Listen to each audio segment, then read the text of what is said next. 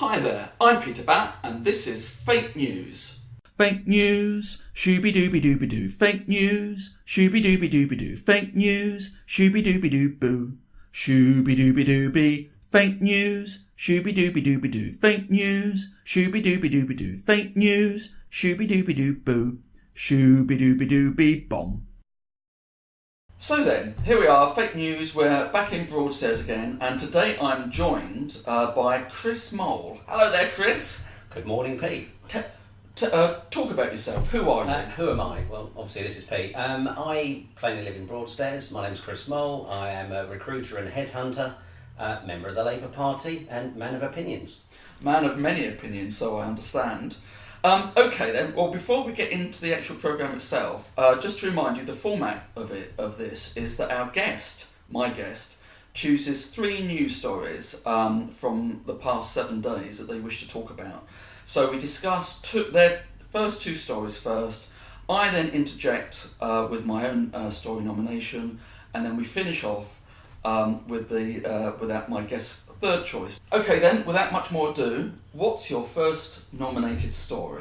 Funny enough, Pete, first nominated story will be the manifesto, and well, we can kick that one around. Okay, what do you think about what is allegedly Labour's manifesto?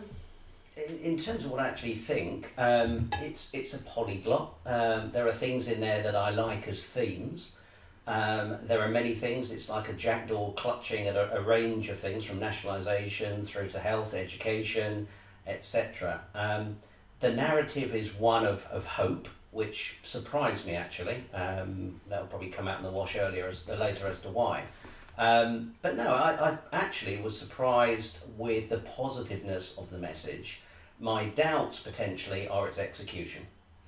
Okay, yeah, I mean, to be honest, I agree with you concerning the positiveness of it, but I think they're trying to make a conscious effort to contrast their positivity with the rather grim but strong and stable message from Theresa May, because she can be as strong and stable as she likes, but basically the outlook, the political outlook around Brexit, and also continuing problems with the NHS and social care are actually quite grim, and so Labour, I think the only way that they can come up with an image which contrasts and therefore gives them a chance of lining up against the Conservatives is actually to be positive. Yeah, I'd agree with that. I'll jump in. I'd agree with the positive message. I like that. The concern I have is the positivity, irrespective of what went on in the party for the last 19, 20 odd months. The narrative needs to be laid down a lot quicker to embed in the public's mindset. Politics has been hijacked to this point by Brexit. Brexit has been the only pertaining issue. We then parachute this manifesto in at the 11th hour. That is the nature of manifestos, I do get it. You've got effectively 3 weeks or 3.5 weeks now to sell that message. And the unbeknownst is, for me, is whether the people surrounding Corbyn and Corbyn himself can sell. Because they've got to cut through to a polity now which is infected by UKIP switchers, Brexit, and whether you can now drive a range of issues into the psyche of enough voters. Remembering Labour last time picked up 9.5 million voters under Miliband. You've got to exceed that number if Corbyn is to walk into number 10. I have my doubts. It's a little bit like me in some ways declaring now that I want to be president of Brazil, and then having to sell that concept bizarrely in the space of, it sounds attractive with my swarthy looks, but it's got to be sold rapidly, and I don't think there is the appetite. I think the media has partly done its job because there's been a vacuum, and we may get to the issue of leadership at some point, but sticking with the manifesto, hopeful, but I think effectively ineffectual. I think the attack dogs are out already. It's funny because you mentioned the media and also the overall narrative, and this is where I have all of the issues, because when Jeremy Corbyn became leader, it looked like he and John McDonnell were actually going to construct quite a compelling narrative. Yep. They got a group of economists together who were going to actually look at an alternative way. People like Richard Murphy. And Joe Stiglitz were involved, and that all fell apart as a result of the lack of effective campaigning around the EU referendum. Yeah. And they had the opportunity to build that narrative, but they failed to do it. But I also think that part of that failure was because large parts of the PLP, Parliamentary Labour Party, and also the party structure itself is still pining for the days of New Labour and Tony Blair, and have resisted. They've launched this war of attrition against Jeremy Corbyn, and I think actually that they are every bit as responsible for Labour's predicament now as any failings of Jeremy Corbyn. And in fact, I would probably go as far to say, and we are going to come on to this, that the Labour Party has in many ways been unleadable unless they had, like a David Miliband or someone who was actually much more of the sort of Tony Blair presidential type. But back to the manifesto. Back to the manifesto. I think you mentioned the media, and the media have been plugging away at destroying or distorting any narrative that could have been built around this manifesto and the party. Because after all, there was a suspicion that Theresa May was going to call this election for quite some time because Labour were doing so poorly. And it seems to me that you talk about the attack dog thing. They have actually, the way that people recall information, the way that people remember things is through narratives and symbols. Yeah. And the right-wing media, in fact, much of the press and media, have set Jeremy Corbyn up as a very negative symbol without actually addressing what he's trying to say. And they're doing that specifically so that people don't want to hear his message. So if you look at the manifesto, all that money for the NHS, was it £1.8 billion a year for social care, and then things like nationalising the roads. I mean, all of this stuff has shown itself to be really popular in focus groups for years. Okay, yet they put this in the manifesto, and they're still saying, that it's pointless. Yeah. Do you not think that the media are at fault with this, or do you think that that Labour should have handled this in a different way? We may be blurring two of potential news stories because I was potentially going to come to the issue of leadership. Well, later, we will do that specifically. But in terms of the leadership has chosen not to engage or has behaved in a very unsophisticated way, in my opinion, when it comes to the media. You've got to deal with the media as is. You can't immediately just come to power and assume the media is going to be sympathetic. Yes. Given the nature of Corbyn's ascent to power, given the perception of Corbyn prior to gaining leadership as a naysayer, an outrider, etc. You've got to look at it in that context. Because you become leader of any political party, it doesn't immediately confer on you a level of cuddliness or an ability to be heard. You've got to create that narrative. Essentially, Corbyn has sort of, in a sense, walked or ended up assuming leadership at a time when you could argue the media is a cold bath of baked beans, if you want to draw that analogy. But you've therefore got to behave accordingly. You have to launch your own incremental war with the media and try and manipulate the media just as it manipulates you and your message. And I think what Corbyn potentially has failed to do, and bringing it even down to this campaign where he's trying to get his personal story across, I think it's a bit late in the day to have done that. I think the first 100 days of Corbyn leadership may have been a better time to go with it because he's been defined.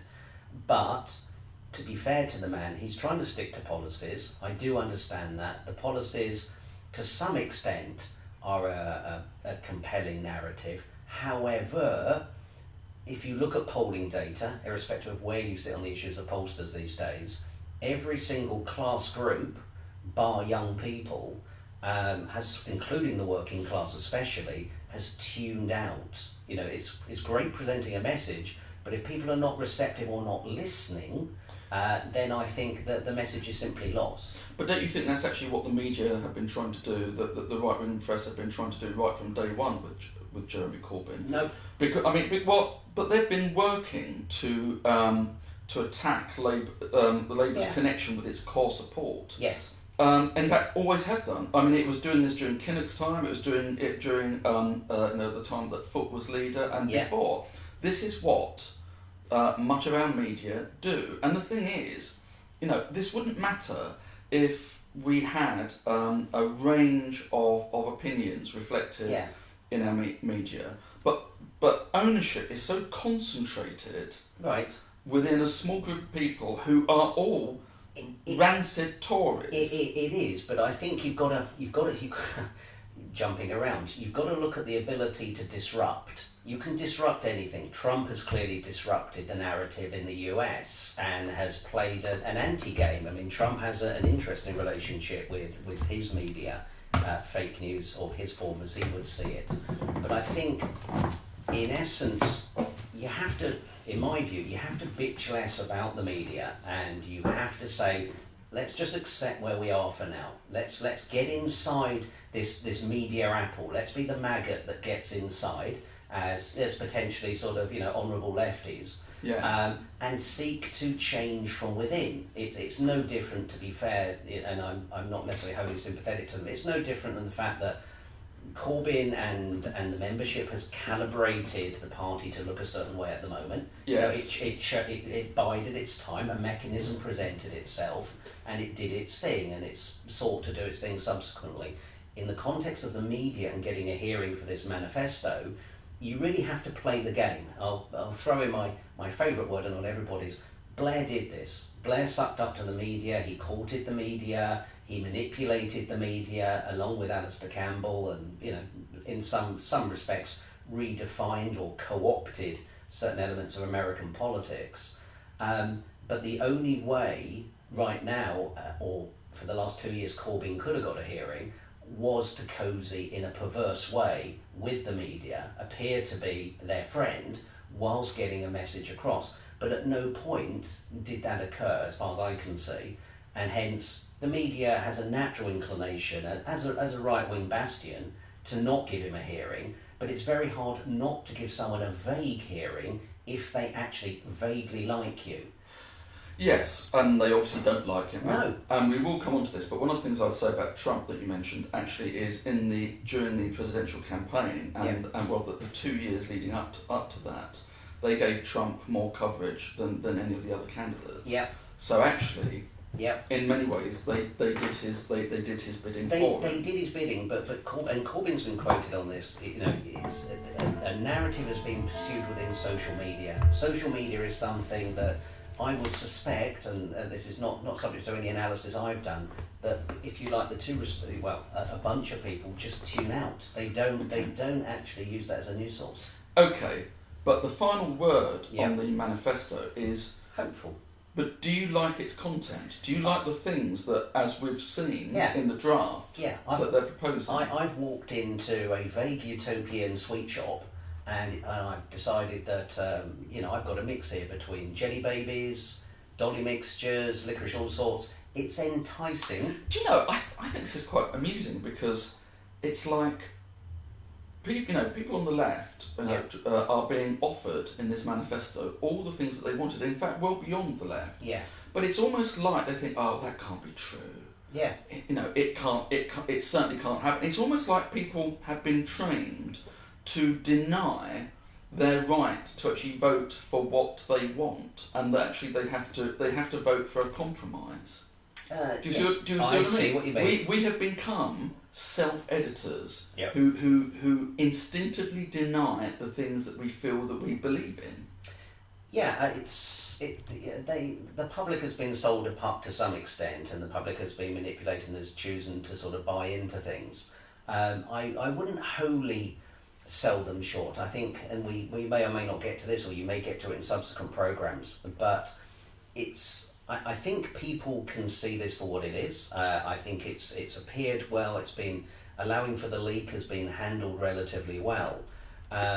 But the one thing the public craves, irrespective of this nonsense, strong and stable message put out by May, is leadership. British people, by and large, in my opinion, like to be led. They like to be led through the nose, and they like to know exactly where they're going. And the one thing that I think the manifesto presents itself with is, how is this getting done? You know, I await to see the costings, etc. I'm told this is wholly thought out, so we'll wait and see. But if I was scoring him, and plainly I'm not always the biggest Corbyn fan, yeah, I'd give, to be fair to the fella, I'd give him a solid 7 out of 10. Oh, well, that's a lot more than I thought you might do. Okay, well, thank you very much for that. Thank you. I suspect your second story nomination is very closely related to your first, so fire away, Chris. I could give you that idea, Pete. Second nominated story for me, it's the ongoing one, it's the one that's probably burnt into my soul, is the Corbyn leadership. Plainly we're in election season, and leadership seems to be the theme, or would-be theme, of this election. Okay, so I've known you for some time. You've Yeah. always been critical of Jeremy Corbyn's I have. leadership style. So what are his flaws? What are his inadequacies in your view? Yeah, I wouldn't be so rude as to say inadequate. I mean, the goal that I seek is the return of a Labour government, and hence the betterment of wider society as a consequence. Corbyn clearly has a narrative that he pursues in consort with McDonnell and various other acolytes, but the thing that's woven into Corbyn, and it's still evident in this election campaign, is the fact that the party is still perceived as a movement. It's still the fact that there are between 500,000 and 600,000 members, forgetting the 9.5 million voters, who are driving this thing, and it's fratricidal in a way. What's happening is everywhere, all that are perceived by Corbyn and his cohorts are enemies, ne'er-do-wells. They've got their time, they're trying to drive their agenda. They're putting up the likes of Diane Abbott as Home Secretary. It was the interview from wherever it comes from the other day, self-evidently. You had Angela Rayner unravelling, but keeping it centrally on Corbyn. I don't think he is actually cut out to be leader. He was staggered himself at odds of 201 to become leader. He was put there by, in my opinion, a ragbag bunch of individuals. But you've got to exist in the polity as is before you seek to change it, and to drop in as an alien from Mars on planet Earth and think that suddenly everyone's going to look green is not the case. I think one of the reasons that Jeremy Corbyn was popular, particularly amongst a younger sort of audience, is that he presented himself as an alternative leadership model. He was supposed to be much more engaging and not sort of taking this sort of strong and superior approach that so many of our leaders have taken. And I mean, this goes back to the thing we were saying before, where people actually like a certain thing, but they don't vote for it. In that the polls have consistently shown that that they can't stand politicians who just drive things through and who don't actually listen to people. Yet, when it actually comes to it, they're attracted to strong leaders. Even if through that strength, they're doing things which people don't actually want. It's bizarre. I mean, talking about Theresa May, she's like Thatcher light. She's got many of Margaret Thatcher's characteristics, and she's sort of dressed a bit like an updated version of Margaret Thatcher. But the thing that actually marks her out, I think, that makes her a bit more, I wouldn't say warm and cuddly, but appealing to people, is that there's a certain sort of goofy girl next door quality to her, I think. You could actually imagine yourself living next door to her. You wouldn't necessarily go around for coffee very often, because she doesn't strike me as being very interesting. But you trust her to run the school fete. I'd agree. I'd jump in there. To be fair, if you look at the numbers, May polls where she does prior even to this election compared to Corbyn. So clearly there's a hankering for things like clarity, certainty. I don't know, the British public right now seem to have an appetite, as I say, as a consequence of Brexit and the issues that Brexit threw up, for almost a level of aggression towards their politicians. They want to be led someplace. They're unclear as to where they're going. They just know they're going someplace. And to be fair to May, May's a shapeshifter. May made her speech, her one speech on the Marr show pertaining to Brexit and being a Remainer, but then conveniently disappeared. But she's understood the narrative, she's understood the polity post-Brexit, has wrapped herself up cleverly, presumably by talking to her advisors as well, in the Union Jack. Now this is not something I necessarily care for, but it's something I can understand and appreciate.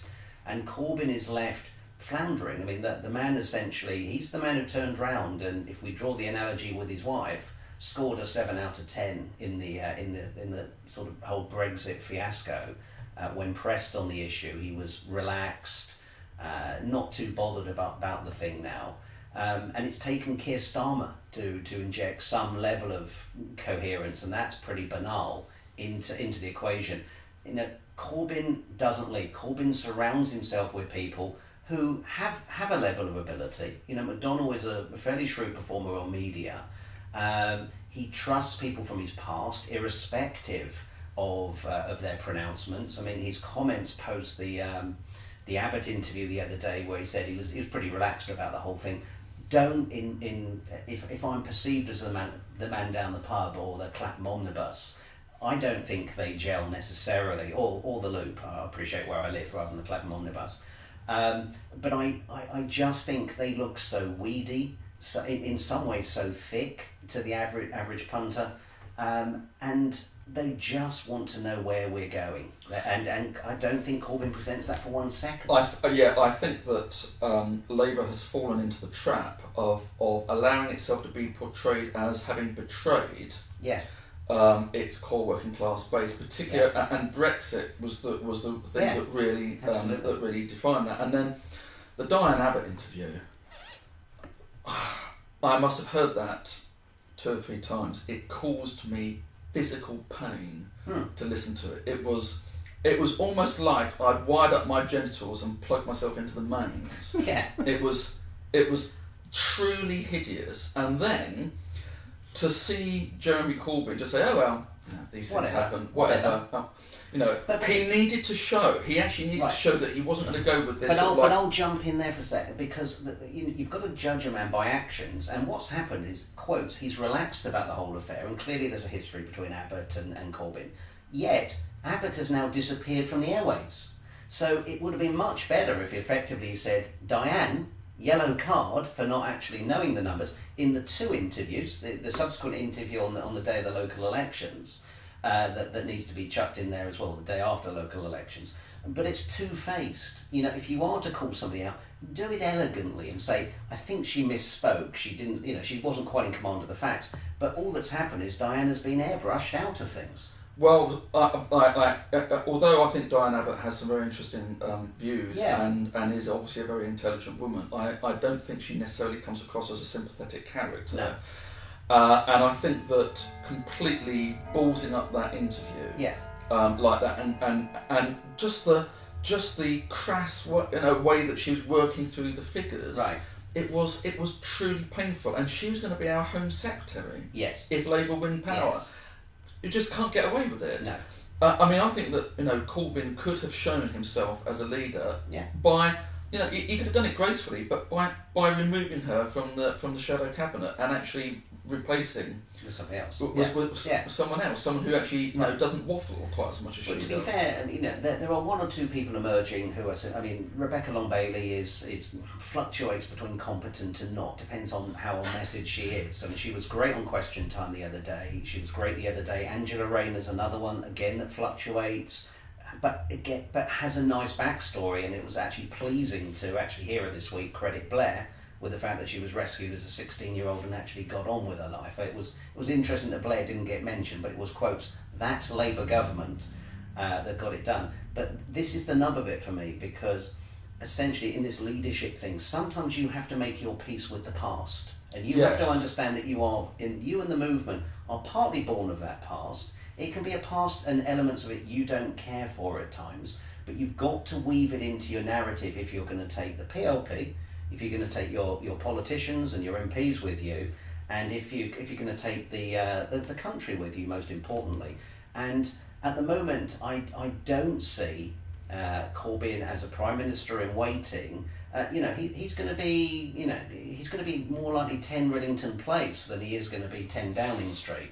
Is my vote. And all that matters is come June the 9th, that Labour now sits on 229 seats. If Labour goes to anything less than 150 or even below, and the braying donkeys of the press turn around and say that's the biggest washout for 100 years, as the likes of Mandelson and etc. say, you have to own the result.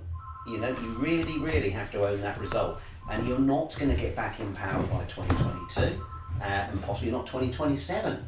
And in the interim, the state's going to be remade. So that's why I'm very passionate about this. I respect the fact that he's leader, but I desperately want him to lead. And being leader does require you at times to not listen to everybody. Yes. It requires you to have a vision piece Yes. and get that across. And, to my earlier story, there is something interesting in that manifesto, but the man himself has done himself no favours in his first 100 days. The story is written, he's trying to rewrite and unwrite that story, and doing that in 3 weeks is a tough gig. Yes. When you've lost or people's ears have become tinny and your voice doesn't work. So, end of my diatribe. Pete might want to ask me something. No, I think that's fine actually. I think we've probably covered the leadership thing as much as we need to for the moment, so thanks for that. Okay, well, you've had quite a lot of time to have your say, so I'm going to just talk a little bit about Manston Airport.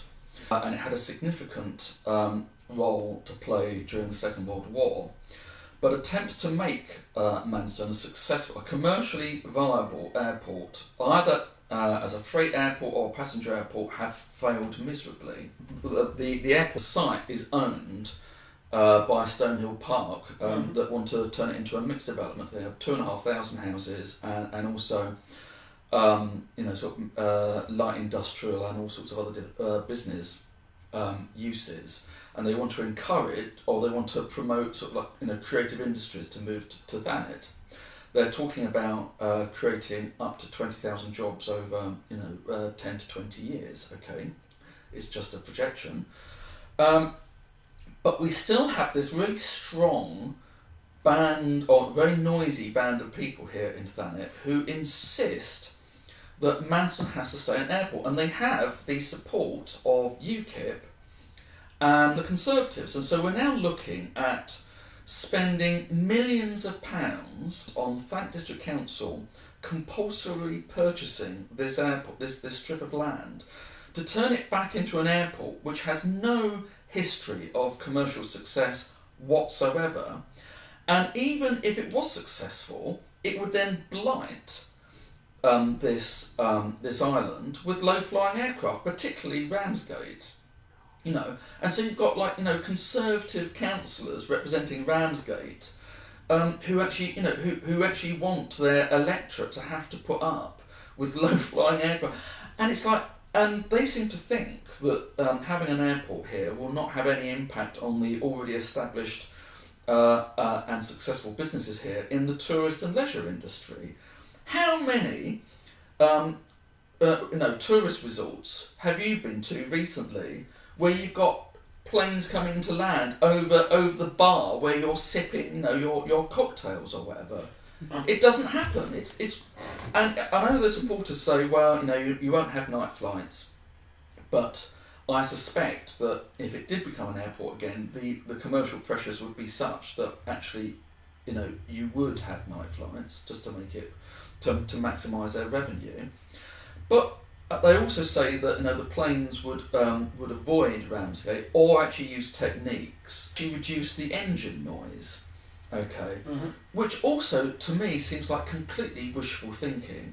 Once you create it as an airport, it's a bloody airport for Christ's sake, and you get all of the noise. You get occasional fuel dumping. You get all of the particulates from the engines, and you get noise and disruption, and it's just not very nice. And given the fact that Thanet is now a tourist destination and is actually making some progress on that, it seems that having an airport surrounded on 3 sides by sea with not particularly brilliant transport links to the rest of the country. This is fantasy. Yep. It is nostalgia and sentimentality. And to hear the Conservatives talking about this, I wish they would have the same sentimentality towards disabled people, so that they didn't feel the need to cut their benefits, for instance. Instead they get caught up in this symbol from some mythical past that sort of didn't really exist in quite the way that they describe it. I mean, if they're really proud of its role in the war or whatever, and there's good reason to be, why you had barrage balloons around the country during that. Why don't we just turn Thanet into a barrage balloon theme park? Okay, and then at least that would complement the tourist industry. We could have Dame Vera blaring out of all of the hotels and the pubs. Okay, we'll meet again. Okay, it will drive us all mad, but you never know. There's probably a market for it. And it's just madness. And then this is. If you then look at the much wider context here, I'm interested in the climate change debate, okay? And, the aviation industry is a very, very big emitter of carbon dioxide. Yeah. And we need to be looking at new and more efficient and carbon neutral ways of propelling ourselves around this planet, or even around planet Thanet, okay? And to be talking about, creating this, this airport hub, which is what they want, when we've already got, big and successful airports, not actually that far away, it's like living on a different planet. When are we going to learn that we need to stop leading our lives like this? So anyway, one of the reasons I mention this is because there's a big divestment movement going on at the moment to try to divest out the fossil fuel industry. Yeah. And I think that the lack of coverage that has received in the media, and our comfortable retreat, our tendency to retreat into business models which are still carbon intensive and belong to a previous era, it just seems, it highlights to me humans' infinite capacity to delude themselves. I think, and I'm not saying this to annoy people, I know I will probably get hate mail for this, that airport commercially will not work, and even if it did, it would make our lives a misery. It would impact on the businesses in this area that we really should be promoting. We should be promoting this much more effectively as a tourist resort area, at a time when we need to be cutting our carbon emissions. I just think it's utter madness, and to see the Conservatives going on about this and putting so much effort into this, when 10 million quid, 100 million quid, as if there's nothing else in this area that money could be spent on. It's madness. And the sooner this is put to bed and we actually look at a proper mixed use that generates sustainable jobs, and I mean sustainable not only economically but environmentally, the better, and we need to have that debate. Okay then, well, I've had my rant. It's now time for you to finish proceedings off with your final story selection. Okay, so final story. I've recovered from Pete's rant, by the way, so that was a splendid one, and every spleen was vented in his body. My final story of the week would be our friends over the pond in America. It would be Mr. Trump. And the absence of a strong leader in the FBI, and the binning of Comey, which I found absurd. It's a very interesting story that's wending its way over there. Comparisons have been made to Nixon and the rest of it. I'm still befuddled. I wake up every morning and the first thing I do is switch on the news thinking, what's happened today? But yeah, that's my third story of the week. I think that the Comey sacking has more than anything, and let's face it, there's plenty of evidence to support this claim. It's more than anything shown how completely unsuited to government Trump and his administration is. So in the letter, he talks about his gratitude to Comey for insisting on three occasions that he wasn't investigating Trump for as part of the Russia investigation, which seems to me it's like putting your alibi, as Stephen Colbert has said, scrawling your alibi on the murder weapon. And it seemed almost childlike. Yeah. I mean, he might as well have written it in crayon. It seems to me. Yeah. And so, but he said, the letter suggested that they were concerned about his treatment of Hillary Clinton. Yeah. Whereas actually in virtually all of their campaign get-togethers, Trump's going, lock her up. Yeah. As if being fair to her was ever an interest. And then he was in an interview, I noticed yesterday, a televised interview, where he was asked about that, and he then sort of like completely denied that and said, well, no, he's always wanted to sack him from the moment he got into the White House, which contradicts many of the things he was saying about Comey. This is completely typical Trump. He says one thing one day, he says one thing another. He doesn't have a sort of like a coherent narrative apart from build the wall, blood, and all that sort of old cobblers. And he's winging it. And and when it comes down to it, the only reason he could plausibly have done this is because Comey was getting too enthusiastic and too close to Trump's links with the Russians. His links were his campaign links, and there's a story in the New York Times today talking about Comey requesting extra funds to expand things. And you've got to think logically. Let's assume that Comey felt there was a smoking gun or something worthy of time and further investigation. Trump has endeavoured to shut that down. The elements of the Senate have rallied round. I think the interesting incremental things were this week, then they do dovetail into the same equation. Comey's now likely to appear before a Senate committee, which will be interesting as to whether that's closed doors or not. And I think Michael Flynn has also been subpoenaed this week, the former National Security Advisor, to go in front, who previously had actually asked for immunity from prosecution. Exactly. So what we're looking at is a very Byzantine situation where a bunch of people are peeling away. There was another story running again in the New York Times this week. I do get up early, very obviously, surrounding James McMaster, his current National Security Advisor, who apparently Trump is, English expression, narked at because he's overridden him 3 times in terms of his advice pertaining to South Korea and the missile system. So it's an interesting world. I mean, in a previous segment we talked about leadership, and in this one, there is no vision piece. There is a lot of swirling around. There's a lot of narcissism. Yes. And I think there was a piece on Radio 4 this morning saying somebody had come back from interviewing Trump, I think someone from The Economist, and had said essentially it was like being in a room full of courtiers. Yes. That Trump is effectively Henry VIII, and these people are nothing more than courtiers. People would come in and out of the room as if they were part of that makeup. And I'm not, I'm somebody who's travelled widely in the US. I have immense respect for the US, its cleverness. I think I bore my mates down the pub with how much time I have for the US. But irrespective of the fact that I felt, and it plays to some of our polity, some people had been marginalised or their voices not heard in that country. The person they have now running the place, he's doing him and his country no favours. And actually, I think that the Republican Party are in danger of discrediting their party for a generation, if this continues.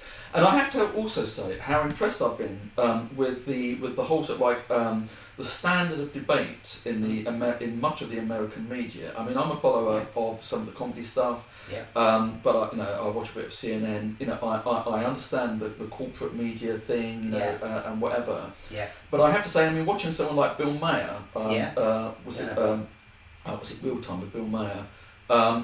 Actually, the quality of discussion is, if anything, is better than it is over here at the moment. It's much more incisive, and they're getting to the issues. Whereas I think that the UK press and media are sort of like dancing around a pinhead sort of thing. But the interesting thing there, and obviously it was started with Jon Stewart and Comedy Central and Daily News and all the rest of it. But the thing that the Americans nail is and particularly when they hold things up to scrutiny and examination, like Trump, but across the piece. I mean, he's a gift to late night TV. Yes. But it's the incisiveness of the commentary, but with the wit, yes, and a level of charm and comedic value, and audiences have sought for Colbert. He's obviously had a bit of a problem with Russia this week, but beyond that, it's that which is missing partly in the UK. I think that's and only fake news can possibly replace exactly. It's funny which because is where it comes in. That's where a lot of this comes in. Yes, yeah. indeed. I wait for the wit. That's the only bit. So I know we won't be sadly lacking on that, I'm afraid. Yes, no. But anyway, well, thank you for that. Thank you, Peter. Dig right at the end of the programme. That's quite all right. Thank you very much for your time. It's been good. No, it's been a pleasure. Thanks ever so much. Okay, well that's it for this edition. I'd just like to thank my guest Chris Mowl and thank you for watching and say until next time, bye for now.